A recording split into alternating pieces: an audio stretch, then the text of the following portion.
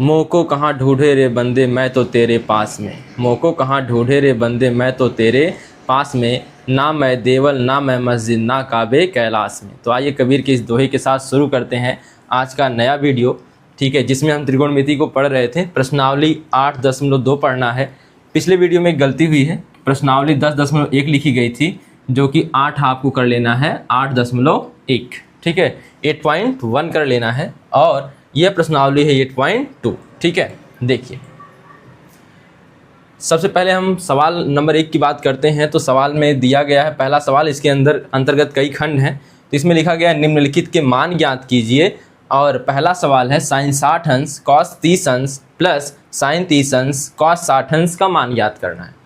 तो आपको इन सभी के अगर त्रिकोणमिति जो सारणी से मान पता होंगे तो आप इनके सवालों के मान बता सकते हैं। तो देखिए मान रखिए, पहले sin 60 का मान क्या होता है।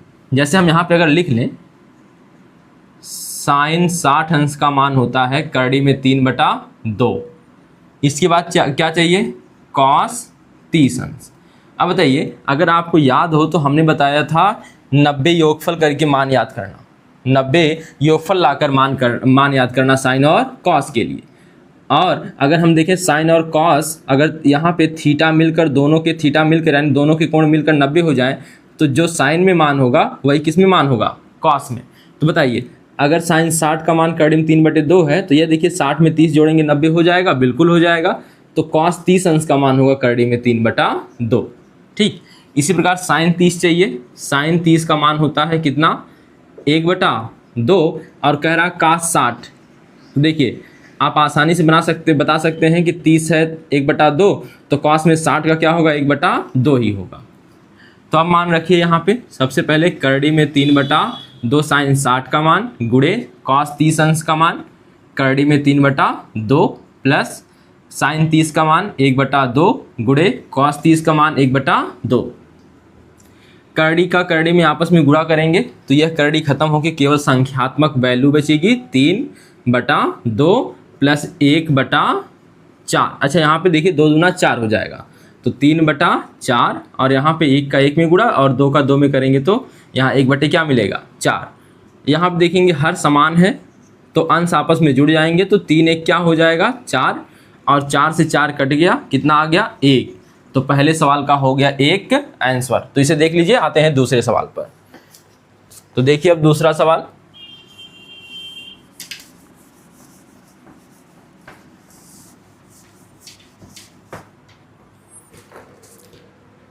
दूसरे सवाल में क्या लिखा है देखिए, 2 tan स्क्वायर 45 अंश प्लस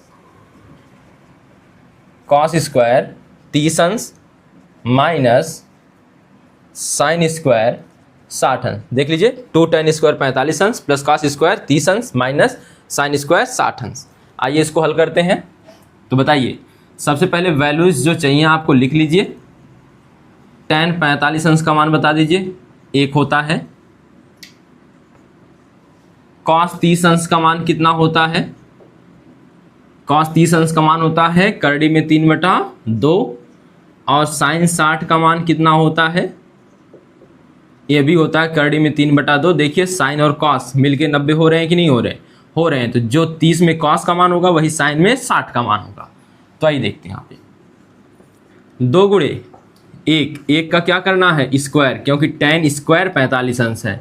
इसके बाद cos 30 अंश, क्या है, cos 30 अंश। तो cos 30 अंश का मान रखिए करड़ी में 3/2, लेकिन यह cos 30 नहीं है, cos स्क्वायर 30 अंश है, तो इसका होल वर्ग।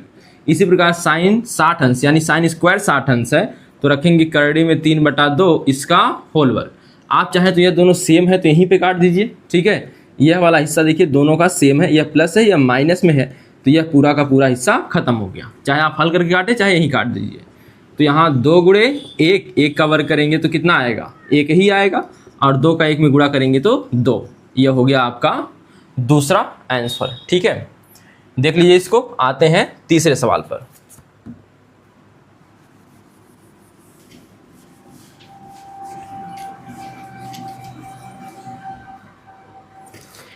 देखिए सवाल नंबर 3 में क्या लिखा है,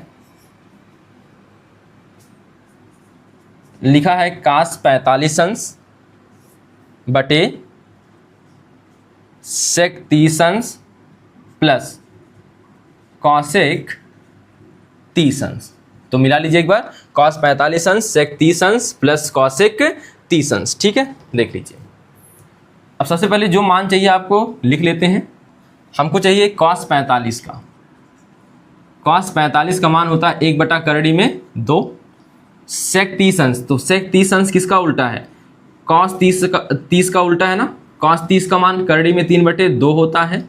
तो सेक 30 का कितना हो जाएगा? इसी का उल्टा। तो आप केवल साइन कॉस टैन का याद रखिए, बाकी तो याद ही हो जाएंगे। तो 2 बटा करड़ी में 3, इसी को उलट देंगे तो यह हो जाएगा। एक मान यह जरूरी है, एक मान यह जरूरी है, और हमें चाहिए कॉसेक। तो हमें साइन 30 का पता होगा तो हम कॉसेक निकाल सकते हैं। तो साइन 30 का मान होता है 1 बटे 2, और तब कॉसेक 30 का कितना हो जाएगा? कॉसेक 30 अंश हो जाएगा 2 बटा 1 यानी केवल 2। तो एक ही यह मान रखना है। ठीक है, आइए देखते हैं। रखिए मान यहाँ पे। सबसे पहले कॉस 45 1 बटा करड़ी में 2, इसके बटे कितना आ जाएगा? सेक 30 अंश। तो वहाँ से रखिए 2 बटा करड़ी में 3 प्लस कॉसेक 30 अंश, तो वहाँ से रखेंगे 2। ठीक, अब इसको हल करते हैं। यहाँ पे देखिए 1 बटा करड़ी में 2, इसमें कुछ करने की ज़रूरत नहीं है। लेकिन यहाँ पे आएंगे जब, यहाँ पे देखिए यहाँ पे 2 भाग हैं, तो आप इसको हल करें। इसके बटे क्या लिख सकते हैं? 1। तो 1 का 2 में गुणा कर लीजिए, 2 1 कम 2, 2 का करड़ी में 2 में गुणा कर लीजिए, 2 करड़ी में 3 बटे कितना? बटे करड़ी में 3 बटे करड़ी में 3 हो जाएगा। ठीक है, तो यहाँ से आप इसको देख लीजिए। अब आगे आइए, यहाँ पे देखिए इसका गुणा इसमें हो जाता है, इसका गुणा इसमें हो जाता है। तो कितना आएगा? करड़ी में 3, करड़ी में 3 बटे करड़ी में 3 बटे करड़ी में 2 गुणे 2 प्लस 2 करड़ी में 3। ठीक, इसको आगे हल करें तो देखिए, अब अगर आपको यहाँ पे हल करना, सबसे पहले तो गुणा कर लीजिए, देखिए क्या आता है। गुणा कर लेते हैं। तो करड़ी में 3 बटे 2 का करड़ी में 2 में गुणा करेंगे तो कितना आएगा? 2 करड़ी में 2। पहले हम लिखते हैं बिना करड़ी वाला भाग, फिर लिखते हैं करड़ी वाला भाग। ठीक है, अब देखिए, यानी कि पहले हम लिखते हैं परिमेय भाग, फिर क्या लिखते हैं? अपरिमेय भाग। यहाँ पे करेंगे गुणा। देखिए करड़ी में 2 का करड़ी में 3 में जब गुणा करेंगे तो कितना बचेगा? आपको करड़ी में पढ़ाया गया है कि करड़ी का क्रम समान हो। यहाँ पे जब ना लिखा हो तो 2 होता है, तो यहाँ पे करड़ी का क्रम 2 है। जब समान हो तो एक बड़ी करड़ी लगा लेते हैं, और वहाँ पे हम कहेंगे इन संख्याओं का गुणा कर लेंगे, अंदर क्या लिख देंगे? 6, और करड़ी क्रम वही रहेगा, और 2 लिखा नहीं जाता है। तो यहाँ पे बताइए क्या आएगा? तो करड़ी में 2 करड़ी में 3 में गुणा होगा, परिमेय भाग वैसे ही बचा रहेगा, परिमेय भाग वैसे ही बचा रहेगा। तो आप गुणा कर लीजिए। तो यहाँ पे गुणा करेंगे कितना आएगा? करड़ी में 6, करड़ी में 6। ठीक है, अब ध्यान दीजिए, आप नीचे देख सकते हैं कि आपके पास 2 कॉमन दिख रहा होगा। 2 कॉमन दिख रहा है क्या? देखिए 2 कॉमन है, करड़ी में 2 बच गया प्लस करड़ी में 6 बच गया। अब इसी का परिमेयीकरण कर लीजिए। अब परिमेयीकरण करने वाले में देखिए, यह छोड़ दीजिए, इसको हटा दीजिए, और यहाँ पे हटाने का मतलब यही रहेगा, मतलब इसको परिमेयीकरण के दौरान लाएंगे नहीं। इसका हर का परिमेयीकरण का मतलब होगा बीच का चिन्ह बदलकर ऊपर नीचे गुणा। तो यहाँ पे देखिए परिमेयीकरण करने का मतलब क्या हुआ, यहीं पे हम कर लेते हैं। करड़ी में 2 माइनस करड़ी में 6, करड़ी में 2 माइनस करड़ी में 6, यहाँ पे गुणे का निशान भी लगा सकते हैं। तो देखिए अगर हम इसमें गुणा किए हैं तो कितना आ जाएगा? करड़ी में 3 दूनी 6, ठीक है, माइनस 6 त्रिक करड़ी समान है तो फिर 6 त्रिक 18 हो गया। अब 2 तो बेचारा बाहर पड़ा हुआ है, ठीक है, इन दोनों का आपस में गुणा करिए तो यह a प्लस बी है, यह a माइनस बी है। तो आपने पढ़ा है a प्लस बी, एक कोष्टक में दूसरे कोष्टक में a माइनस बी क्या होता है? a square minus B square, a square minus B square, यानी करड़ी में 2 का वर्ग, करड़ी में 2 का वर्ग माइनस करड़ी में 6 का वर्ग। ठीक है, इसको हल करिए तो यहाँ से हो गया करड़ी में 6, करड़ी में 6 माइनस, इसको क्या लिख सकते हैं? 9 गुणे 2, 9 गुणे 2। अब बताइए इसको क्या लिखेंगे? तो यहाँ पे यह बेचारा 2 रहेगा और यहाँ पे क्या हो जाएगा आप देखिए, तो 2 हो जाएगा, यहाँ पे 2 बचेगा और यहाँ पे कितना बचेगा? 6।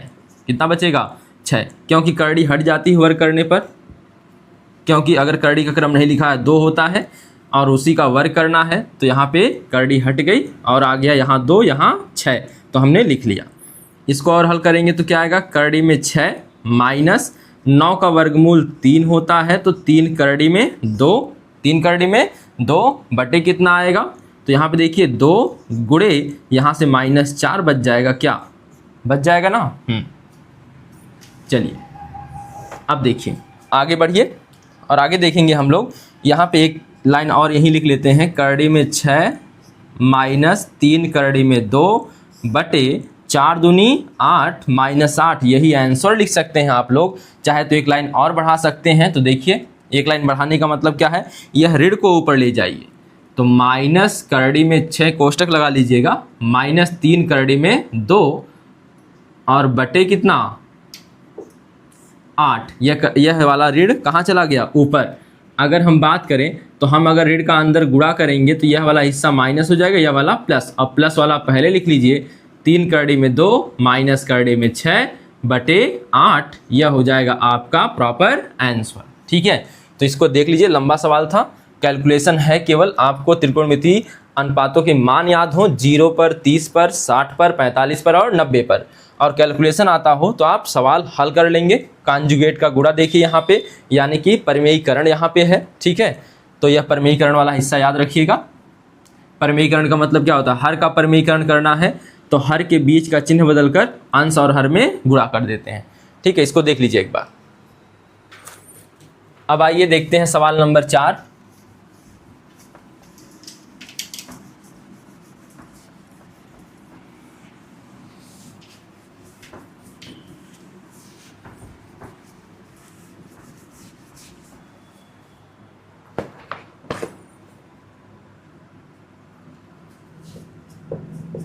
देखिए लिखा है sin 30 अंश प्लस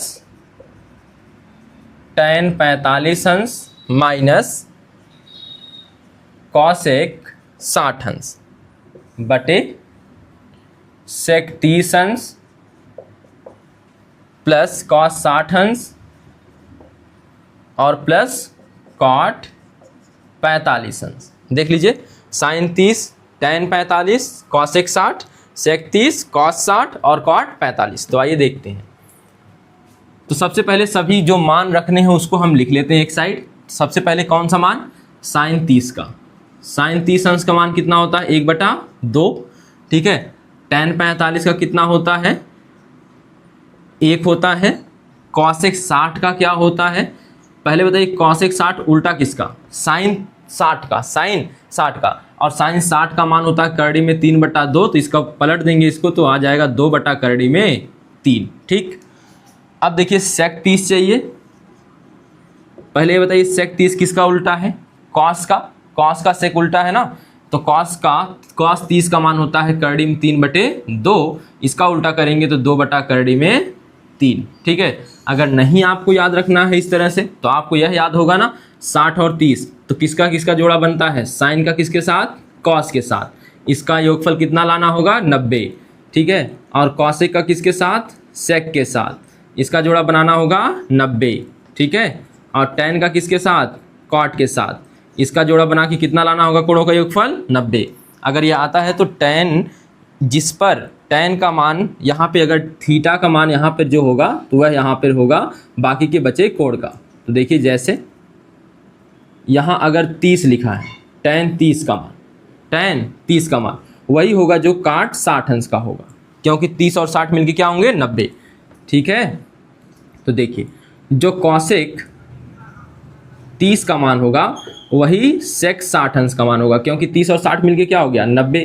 इसी प्रकार साइन और कॉस के लिए बार बार समझा रहे हैं। तो देखिए यहाँ पे हो गया आपका यह मान, और एक आखिरी मान बताइए कौन सा रखना है, 2 मान और बचे हैं, cos 60 और cos 60 का मान आपको प्रॉपर याद होना चाहिए, 1/2 होता है, और cot 45 का मान कितना होता है, तो जो tan 45 का होता है कितना, 1, कितना होता है, 1 होता है। चलिए मान रखते हैं सभी, sin 30 अंश का मान वहाँ से बताइए, 1/2, tan 45 का 1, cosec 60 का 2 करड़ी में 3। ठीक, सबके बटे कितना आ जाएगा, सेक 30 अंश का मान बताइए 2/3 प्लस कॉस 60 का मान बताइए 1/2 माइनस नहीं प्लस कॉट 45 का मान 1। ठीक है, सब कुछ सेम है लेकिन चिन्ह यहाँ पे देखिए धन है और इसका जो यह वाला भाग है यहाँ पे चिन्ह प्लस है। तो अभी आपको हल करना है एलसीएम लेकर। जो देखिए इधर का एलसीएम ले लीजिए और इधर भी एलसीएम ले लीजिए। तो आइए बात करते हैं एलसीएम लेकर। इसके बटे अगर कुछ नहीं है तो हम कितना लिख सकते हैं 1। इसके भी बटे कुछ नहीं है तो क्या लिख सकते हैं 1। तो यहाँ पे देखिए एलसीएम जब लेंगे तो यहाँ पे इन तीनों का एलसीएम यानी 2 और 1 और करड़ी में 3 का एलसीएम कितना हो जाएगा 2 करड़ी में 3।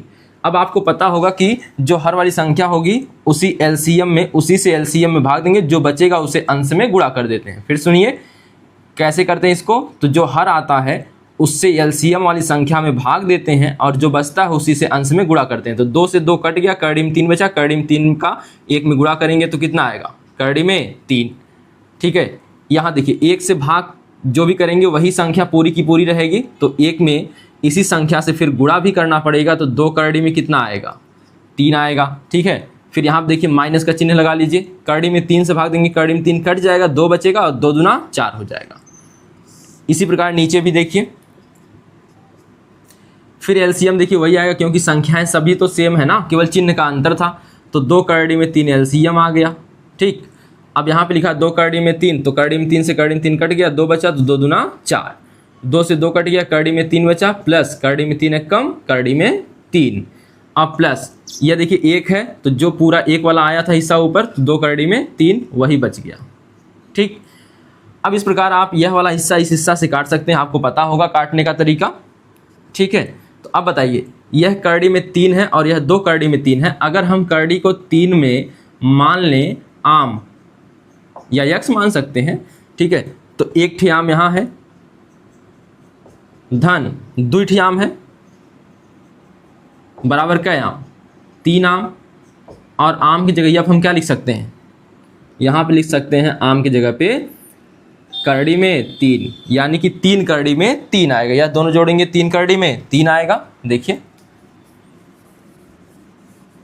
इसी प्रकार जोड़ते हैं करड़ियों को।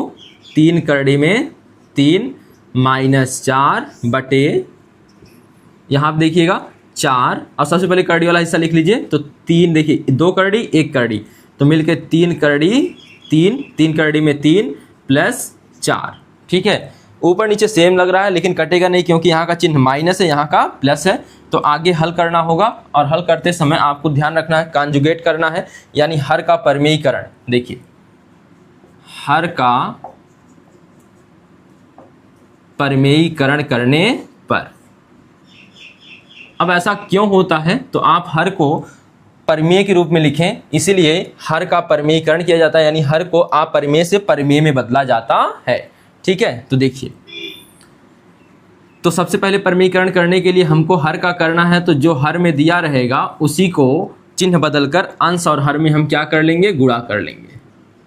तो देखिए प्लस लिखा है ना, तो बीच में गुणा करने के लिए हम इसका प्रयोग कर लेंगे माइनस का। तो 3 करड़ी में 3 माइनस 4, 3 करड़ी में 3 माइनस 4।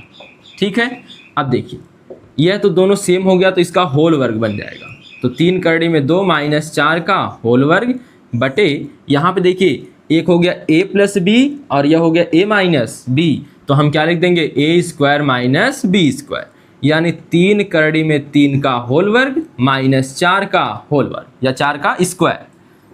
इसको होल वर्ग करेंगे तो क्या आता है, a माइनस बी का होल वर्ग क्या आता है बताइए, a square plus B square minus 2ab, यानी पहले का वर्ग धन दूसरे का वर्ग माइनस 2ab। देखिए तो पहले का वर्ग करेंगे तो 3 करड़ी में 3 का होल वर्ग प्लस 4 का स्क्वायर माइनस 2 a गुणे b, यानी पहला गुणे दूसरा, तो 3 करड़ी में 3 गुणे 4 बटे कितना आएगा, तो इसका वर्ग करेंगे तो बताइए 3 करड़ी में 3 का वर्ग करेंगे तो कितना आएगा, तो 3 का वर्ग होता है 9 और करड़ी में 3 का वर्ग करेंगे तो 3, तो 9 त्रिक 27। तो यहाँ पे आ गया 27 और 4 चौके 16, 4 चौके 16। इसको आगे हल करिए तो देखिए यह 27 फिर से हो जाएगा और यह कितना हो जाएगा 4 चौके 16, और इसका गुणा करेंगे तो 4 दूनी 8 और 8 त्रिक 24। 24 करड़ी में 3, 24 करड़ी में 3। अब देख लीजिए यहाँ पे आगे, यहाँ पे 27 में से 16 जाएगा तो कितना बचेगा? 27 में से 16 1 मिनट, हाँ ठीक है, 27 में से 16 जाएगा तो आपका बच जाएगा 11। कितना बच जाएगा? 11। तो यहाँ पे देख लेते हैं आगे, देखिए, और 27 और 16 को यहाँ जोड़ेंगे तो कितना आ जाएगा? यहाँ पे 6 और 7, 6 दूनी 12, 1 13, हासिल लग गया 1, 2 1 3, 3 1 4, ठीक है। और यहाँ पे कितना बचा है? -24 करड़ी में 3/11। यह रहा आपका आंसर, ठीक है। यह आपका यहाँ से आंसर हो गया। इसके बाद यह देख लीजिएगा, ठीक है। तो आपको करना क्या था? देखिए यहाँ पे अभी आपको यह मान तो याद करने ही पड़ेंगे, चाहे कुछ भी करके। सबसे बढ़िया है कि आप एक चार्ट बना लें और उसको अपने दीवार के सामने जहाँ सोते हो चिपका लें, ठीक है। याद करें उसको बार बार, और चिपकाने से कुछ नहीं होगा, उसको बार बार देखा भी करें, ठीक है। तो देख लीजिए, यह हो गया आपका सवाल नंबर पहले का चौथा। तो इसको उतार लीजिए पहले। आइए देखते हैं सवाल नंबर पहले का पांचवा।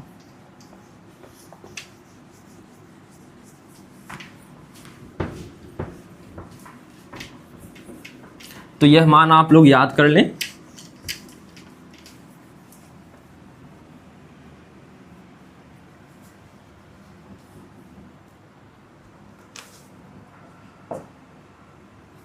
देखिएगा पांचवा सवाल क्या है।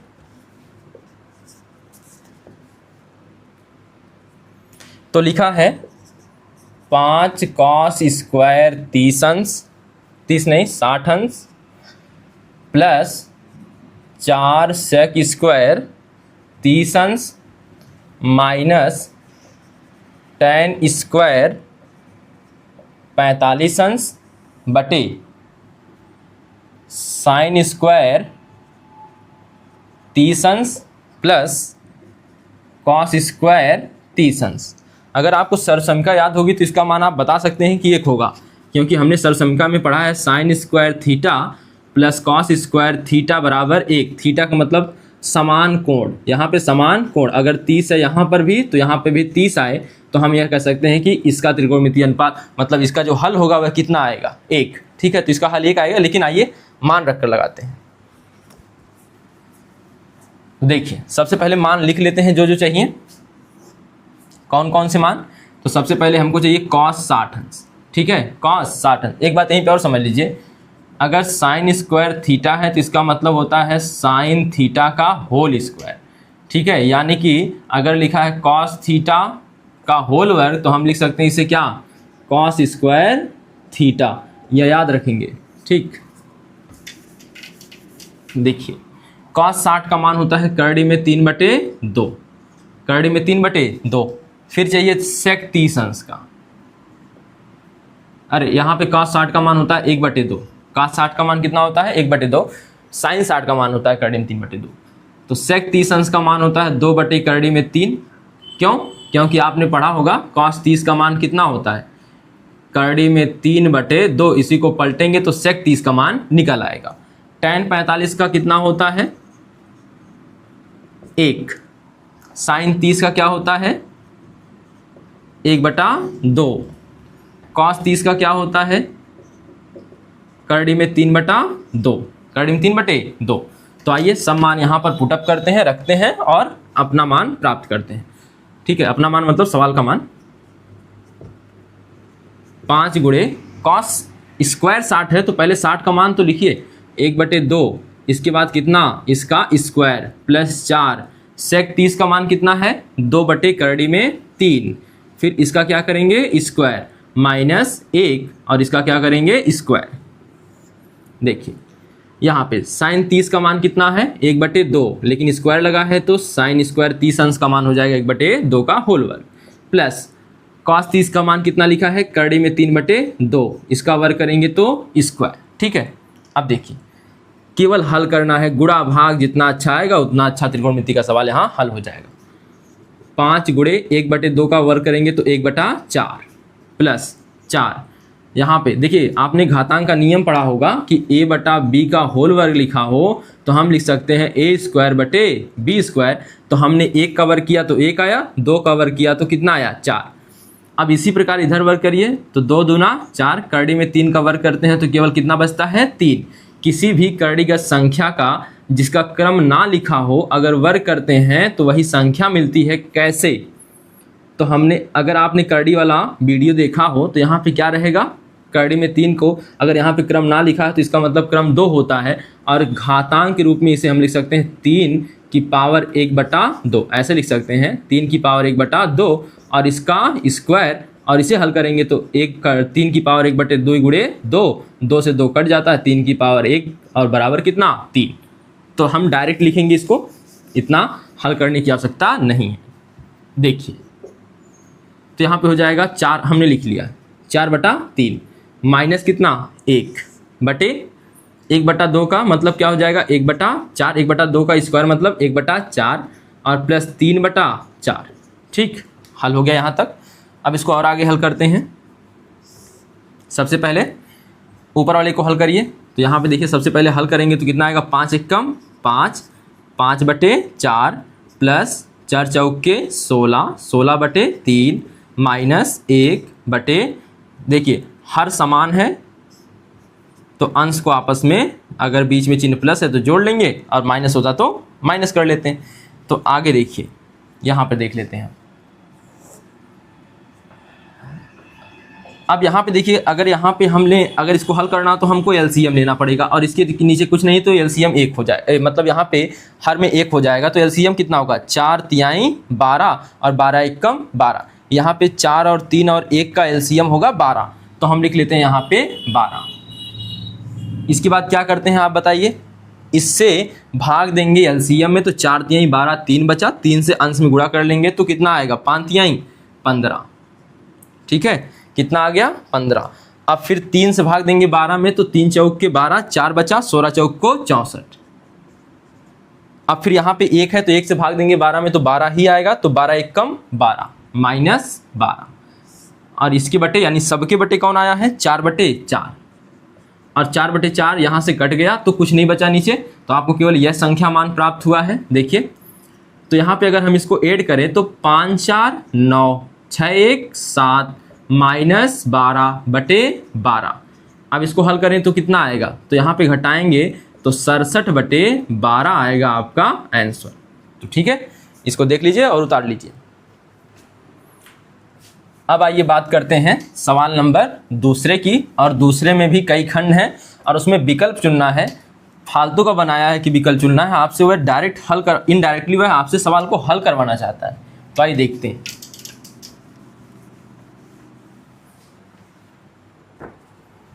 सवाल नंबर 2, तो 2 में लिखा है सही विकल्प चुनिए। सही विकल्प चुनिए। तो चलिए चुनते हैं। सवाल नंबर इसका पहला लिखा है 2 tan 30 अंश बटे 1 प्लस tan स्क्वायर 30 अंश बराबर क्या आएगा।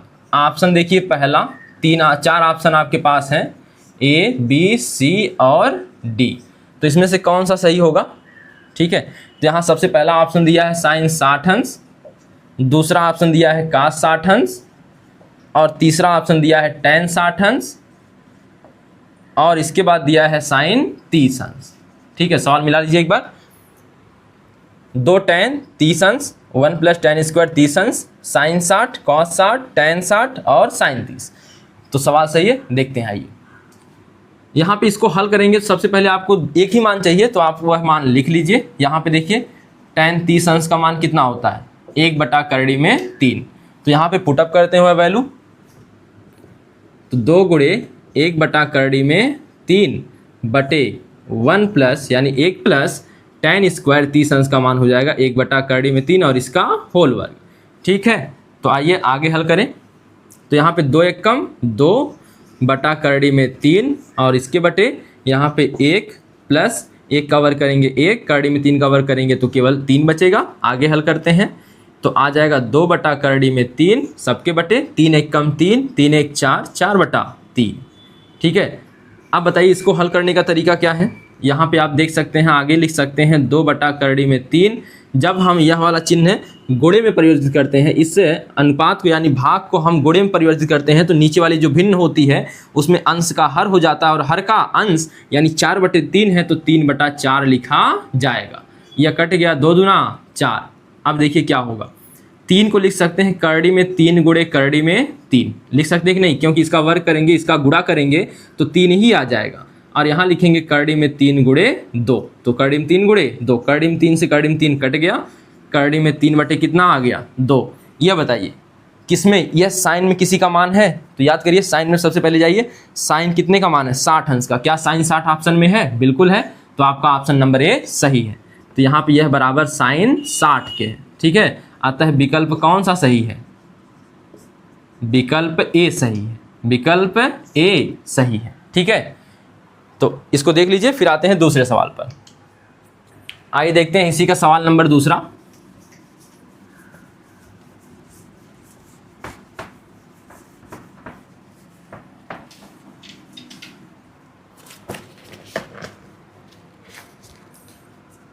देखिए क्या लिखा है, 1 माइनस, बहुत ही सस्ता सवाल। देखिए बहुविकल्प में अक्सर पूछा जा सकता है या पूछा जाता भी रहा है। तो यहाँ पे देखिए, तो 1 माइनस टेन स्क्वायर 45 अंश बटे 1 प्लस टेन स्क्वायर 45 अंश, यह बराबर किसके आएगा? तो क्वेश्चन मार्क लगा देते हैं। ऑप्शन क्या है इसके लिए? 4 ऑप्शन फिर से, ए बी सी और डी। तो आइए बात करते हैं, यहाँ पे क्या हो जाएगा। ऑप्शन नंबर आपका दिया है, पहला है टेन 90 अंश, दूसरा है 1, तीसरा है साइन 45 अंश और आखिरी डी है 0। ठीक है, हल करिए। टेन 45 का मान आप लोग जानते हैं 1 होता है। अब मान रखते हैं 1 माइनस 1 का स्क्वायर बटे 1 प्लस 1 का स्क्वायर। ठीक, तो 1 माइनस 1 हो गया, वर्ग करेंगे तो 1 का 1 ही रह जाएगा ना, तो 1 प्लस 1 का वर्ग फिर से 1। अब 1 में से 1 निकल जाए तो 0 बचेगा, 0 बटे 2। ठीक है, अगर अंश में 0 हो गया, अगर अंश में 0 हो गया तो हर कुछ भी हो, चाहे रावण हो चाहे रावण की पापा हो, तो कुछ भी हो तो क्या आएगा, मान 0 ही आता है। तो इसको हम लिख देंगे 0। अब बताइए ऑप्शन नंबर कौन सा सही है? डी वाला ऑप्शन सही है। तो कौन सा विकल्प सही है? डी, विकल्प डी क्या है? सही है। ठीक, तो देख लीजिए, आते हैं सवाल नंबर 3 पर। देखिए सवाल नंबर 3,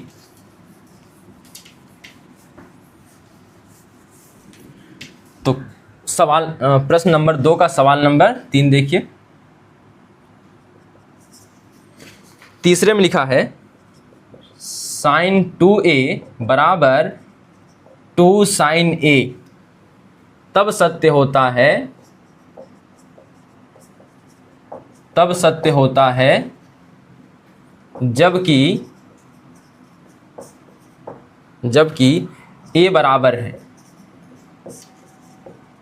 जबकि a बराबर है किसके? तो आपके पास ऑप्शन है, a बराबर 0 अंश के लिए, b बराबर क्या है 30 अंश के लिए, c बराबर 45 अंश के लिए, या फिर d बराबर 60 अंश के लिए। अब आप सही विकल्प चुनिए। इस प्रकार के सवालों को हम लगाते हैं गो थ्रू ऑप्शन, यानी ऑप्शन के द्वारा। तो इसे कह सकते हैं बाई ऑप्शन सॉल्व करेंगे,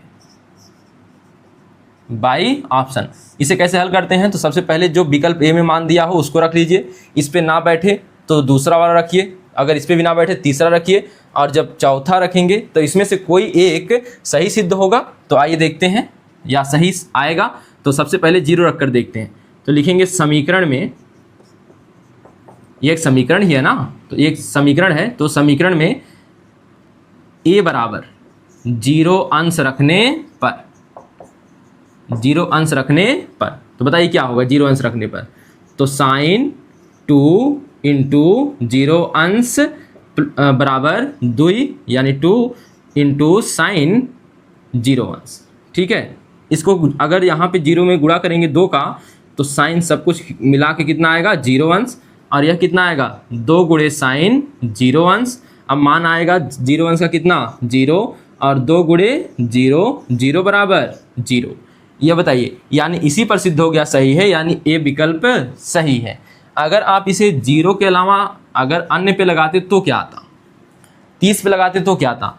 ए बराबर 30 रख कर देखिए, आएगा ही नहीं उत्तर। तो ए बराबर 30 रखने पर कितना हो जाएगा, साइन, देखिए 2a है तो 30 दूनी 60 हो जाएगा, तो 60 अंश बराबर 2 गुणे साइन 30 अंश। ए का मान 30 है, तो इसका मान हो जाएगा करड़ी में 3/2, और यहाँ पे आएगा 2 गुणे 1/2, 2 2 से कट गया, करड़ी में 3/2 बराबर 1। क्या यह संभव है, नहीं संभव है, यानी इज नॉट इक्वल, यह हो जाएगा नॉट इक्वल। अगर यह नॉट इक्वल है तो केवल किस में बैठ रहा मान, केवल ए बराबर 0 के लिए सत्य है, बाकी ए बराबर 30 के लिए, 45 के लिए और 60 के लिए यह जो कथन लिखा गया यानी समीकरण लिखा गया यह सत्य नहीं है, केवल 0 के लिए सत्य है। तो इसको देख लीजिए, यहाँ पे यह वाला भाग आपको नहीं दिखाना है, ठीक है। तो इसके बाद आते हैं चौथे सवाल पर। देखिए, तो क्वेश्चन 2 का सवाल नंबर 4। तो कभी कभी आपको जुगाड़ लगाना होगा कि ऑप्शन से जाना होता है, ठीक है। तो इसका दूसरे का आखिरी सवाल देखिए, लिखा है 2 tan 30 अंश बटे 1 माइनस tan स्क्वायर 30 अंश। सेम टू सेम पहले जैसा लग रहा है क्या, यहाँ पे केवल वहाँ प्लस था, तो पूछ रहा है किसके बराबर आएगा। तो फिर से वही ऑप्शन आपके लिए 4 option A B C D। देखिए, पहले ऑप्शन में क्या लिखा है, cos 60 अंश, दूसरे में लिखा है sin 60 अंश, तीसरे में लिखा है tan 60 अंश और चौथे में लिखा है sin 30 अंश, ठीक है। 3 ठे 60 है और बाकी एक sin 30 अंश है। तो इसको हल करते हैं, देखिए क्या आता है। अगर हम tan 30 का मान रखें तो आपको tan 30 का मान पता होगा, 1 करड़ी में कितना होता है, 2 होता है।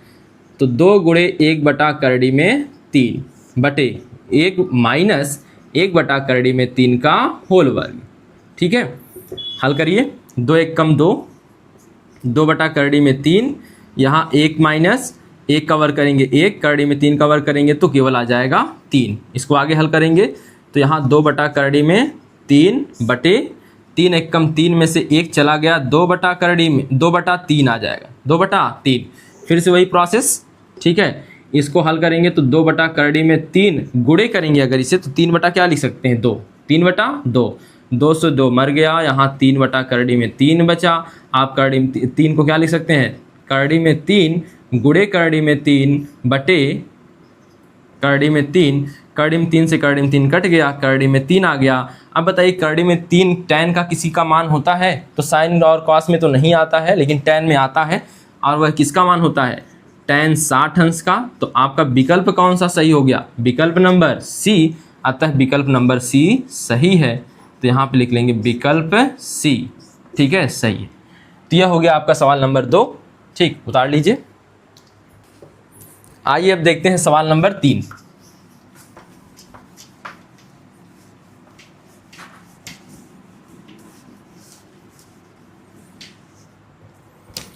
सवाल नंबर 3 क्या लिखा है, देखिए, लिखा है यदि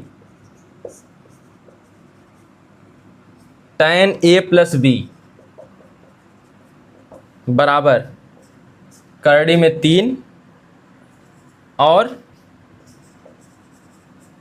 tan A माइनस B बराबर 1 करड़ी में 3 सेमीकॉलन, यहाँ पे लिखा है जो A प्लस B है, A प्लस B यानी दोनों कोणों का योगफल जो है, ठीक है, दोनों कोणों का योगफल जो है वह 0 से बड़ा है, 0 अंश से बड़ा है, और किससे, यहाँ पे 90 अंश के बराबर हो सकता है या फिर 90 अंश से छोटा होगा, यह शर्त है, ठीक है। अब यहाँ पे कह रहा है, और भी लिखा है, सेमीकॉलन फिर लिखा है, और लिखा है A is greater than B, यानी A बड़ा है किससे, B से, तो A व B का मान बताइए। आप बाकी बातों पर बिना ध्यान दिए आप सवाल पे ध्यान दीजिए। आपके पास 2 तथ्य हैं, एक यह वाला और एक यह वाला, ठीक है। बस इन्हीं को उठाइए, बाकी आपका अभी या अंत में हम दिखाते हैं क्या है। तो सबसे पहले दिया क्या है, हल जब लिखेंगे तो दिया है, दो चीज़ें दिया है, एक tan a प्लस बी बराबर करड़ी में 3। इसको हल करेंगे तो बताइए क्या tan में किसी का मान करड़ी में 3 होता है? तो होता है ना, tan किसका, 60 अंश का, tan 60 अंश का होता है करड़ी में 3। अब बताइए जब त्रिकोणमितीय अनुपात समान हो, यानी tan थीटा बराबर लिखा हो tan थीटा बराबर tan बीटा लिखा हो, तो यहाँ पे थीटा बराबर क्या आता है, बीटा आता है।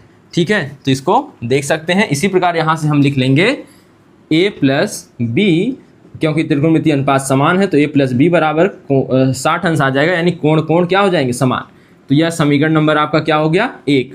तथा दूसरी शर्त क्या दी गई है, दूसरी शर्त है तथा tan a माइनस बी बराबर कितना है, 1 करड़ी में 3। क्या करड़ी में 1 करड़ी में 3 tan में किसी का मान है, बिल्कुल है।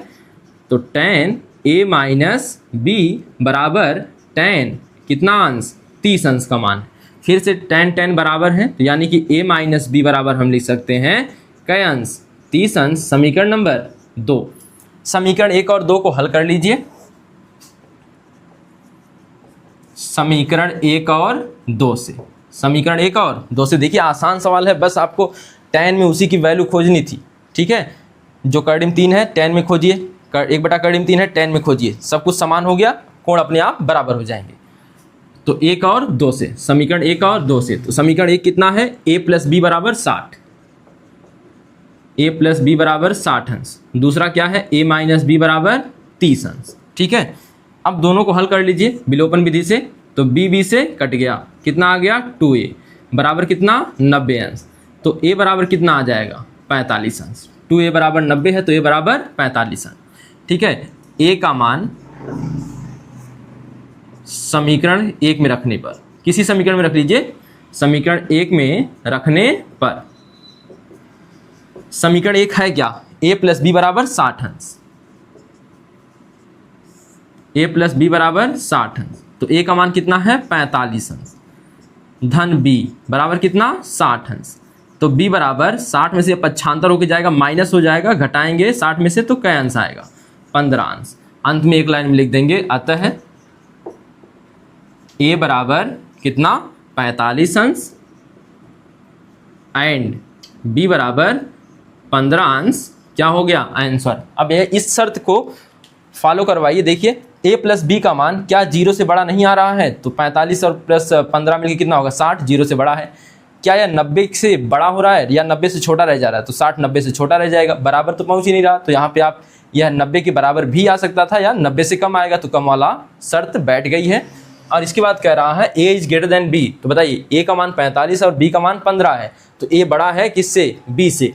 तो आप इस सवाल को देख सकते हैं, ऐसे सवाल आते हैं बोर्ड में, तो इसको अच्छे से देखें।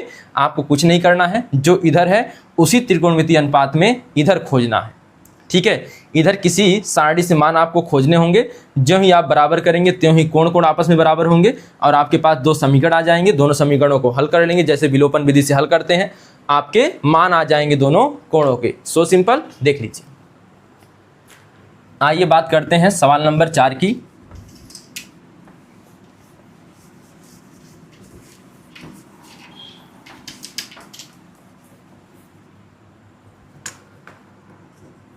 सवाल नंबर 4 में कह रहा सत्य और असत्य छांटिए, सत्य और असत्य। पहला सवाल देखिए, कह रहा है साइन a प्लस बी बराबर sine a plus sine b। क्या ऐसा संभव है? तो साइन a प्लस बी बराबर sine a plus sine b। तो इसको कैसे लगा सकते हैं, आप कोई 2 मान ले लीजिए, एक a ले लीजिए, एक b ले लीजिए। ठीक है, तो एक हम ले लेते हैं a बराबर 30 अंश, a बराबर 30 अंश, माना a बराबर 30 अंश व b बराबर 60 ले लीजिए, कुछ भी ले लीजिए, 60 अंश। कोई भी 2 मान चुन सकते हैं रखने पर। ठीक है, तो रखिए साइन 30 अंश धन 60 अंश बराबर साइन 30 अंश धन साइन 60 अंश। मान रखिए यह बताइए कितना आ जाएगा, साइन 90 अंश बराबर इसका मान आ जाएगा कितना, साइन 30 का मान होता है 1/2 और साइन 60 का मान करड़ी में 3/2, साइन 90 का मान 1, साइन 90 का मान 1 और इसका मान हो जाएगा 1 प्लस करड़ी में 3/2, क्योंकि हर समान है तो अंश आपस में जुड़ जाते हैं।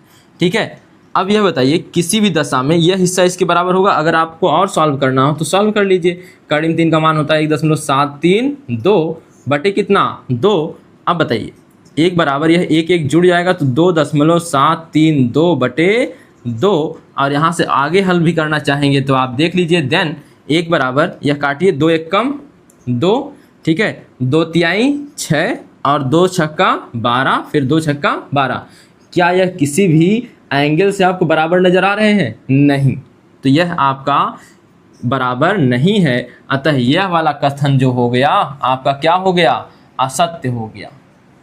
ठीक है, लिखेंगे यहाँ पे अतः लिखेंगे चूंकि LHS बराबर LHS is not equal to RHS, इसलिए दिया गया कथन या दिया गया समीकरण, दिया गया कथन असत्य है, दिया गया कथन असत्य है। ठीक है, तो दिया गया कथन क्या है, असत्य है। इस प्रकार से आप लिख सकते हैं।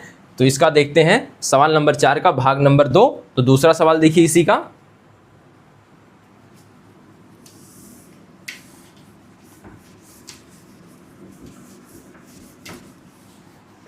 तो देखिए लिखा है थीटा में वृद्धि के साथ, थीटा में वृद्धि के साथ साइन थीटा का मान बढ़ता है, साइन थीटा के मान में वृद्धि होती है,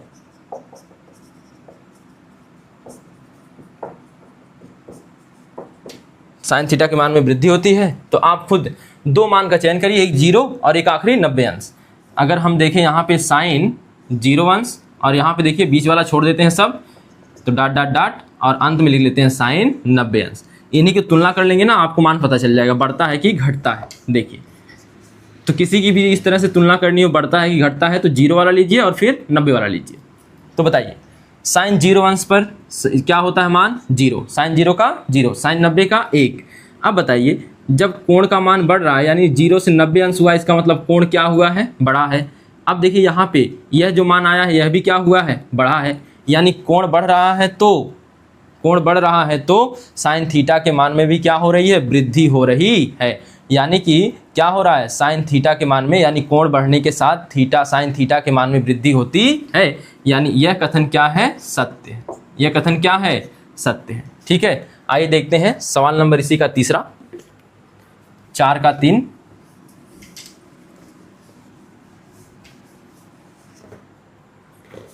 देखिए लिखा क्या है, लिखा है थीटा में वृद्धि के साथ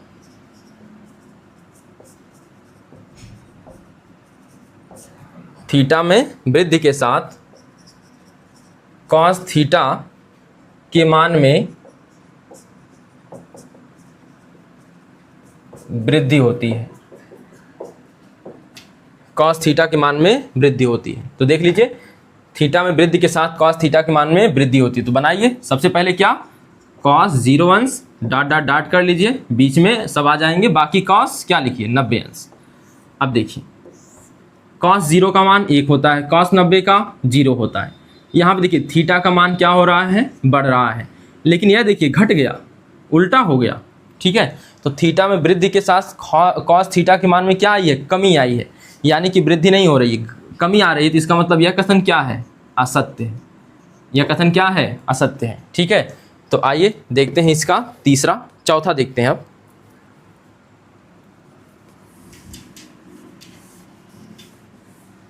देखिए लिखा है नंबर 4, थीटा के सभी मानों के लिए,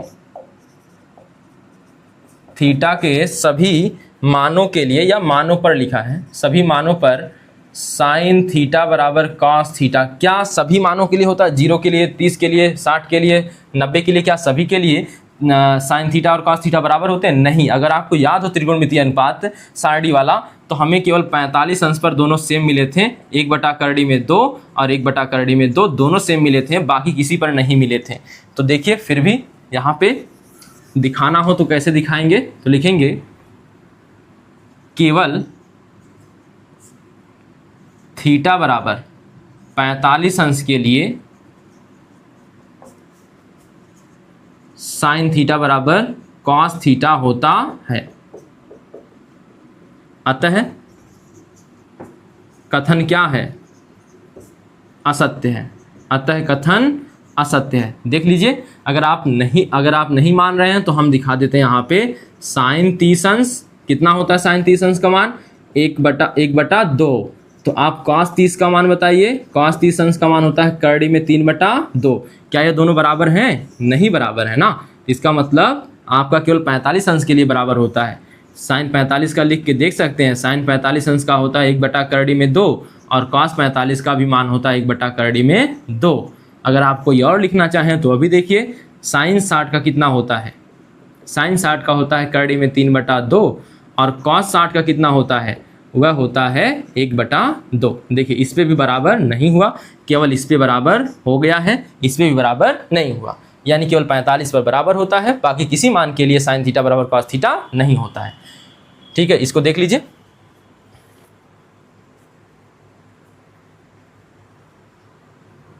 तो आइए देखते हैं इसी का भाग नंबर 4।